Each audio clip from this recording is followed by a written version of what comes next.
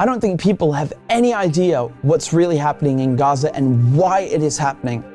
A few weeks ago, right before this war in Gaza ignites, Netanyahu goes to the United Nations General Assembly and he holds up this map and declares his plan for a new Middle East.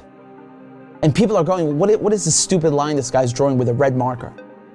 What it is an economic corridor that stretches all the way from India to the United Arab Emirates, into Saudi Arabia, into Jordan, Israel, and then finally to the entire European continent. I mean, the United States at this point, seeing their influence starting to fade, seeing the relevance of the dollar recede after they stole $300 billion from Russia. You have all these spooks in Washington and Tel Aviv, running around desperately trying to counter BRICS and counter China's new Silk Road.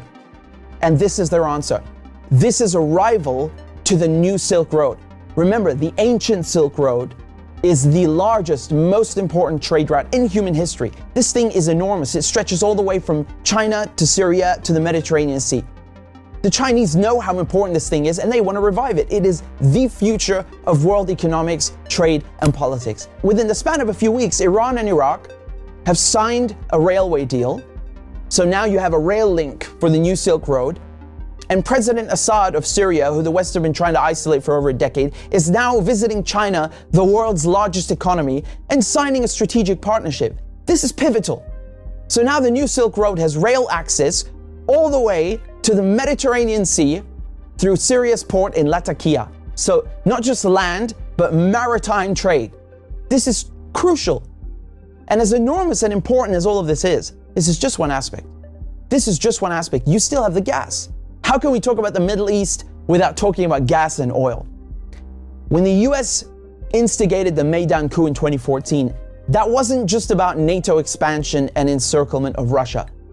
This was about surrounding, controlling, and cutting off Russian gas to Europe. Russia is the country with the largest proven reserves of natural gas. Control Ukraine, and you control the pipelines that feed and supply Russian gas to Europe. For decades, you've had US politicians, Republican and Democrat, from every administration, openly saying on camera, we don't want Nord Stream. There will be no longer a Nord Stream 2. We will bring an end to it. You want to have pipelines that don't go through Ukraine and Russia. For years, we've tried to get the Europeans to be interested in different pipeline routes. It's time to do that. You want to depend more on the North American energy platform, the tremendous bounty of oil and gas that we're finding in North America. Lo and behold, Nord Stream 1 and 2 are blown up. I mean, this is without question the most egregious, the largest terrorist attack on European infrastructure in modern history. There are only 3 countries on this planet that can pull this off. They are Russia, Britain, and the United States. And let me tell you, it was not Russia. You combine that with the sanction packages from the European Union, banning Russian oil and gas. I mean, talk about shooting yourself in the foot. So now there's no more Russian gas coming into Europe. And just like that, the United States have achieved a long-standing foreign policy objective. Now, the only other country with enormous gas reserves, the second largest in the world, is Iran. Iran signed the nuclear deal in 2015 and 2016. They're complying in every way imaginable. The IAEA at the UN cannot be happier. And then the United States, the guys who orchestrated the whole deal, go back on their word and they rip it up just like that and reimpose sanctions on Iran. So now Iran is barred from selling its oil and gas to Europe and others. So Russia and Iran, the 2 countries with the largest gas reserves, are out of the picture. Then Israel, all of a sudden, proposed themselves as a solution to the European Union's gas shortages. Take our trilateral energy, for example, that we closed in June with Egypt and Israel. It has played an important role in our strategy to get rid of the Russian fossil fuels. How convenient. How convenient.